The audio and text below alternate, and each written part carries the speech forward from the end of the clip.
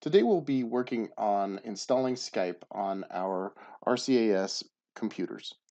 To get to the Skype install page, from any page within your Office 365, you just simply click on the Office 365 logo.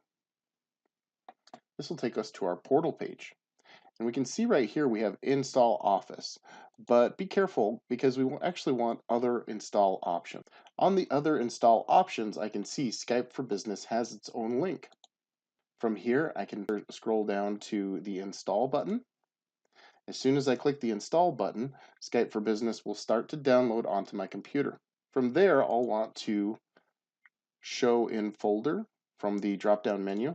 Right-click on Skype for Business and then say Run as Administrator. This will allow Skype for Business for anyone who signs into my computer. I'm going to select Yes to allow it to make changes. And then from here, I'm going to follow the on-screen prompts for Office 365 and eventually sign in using my k12.sd.us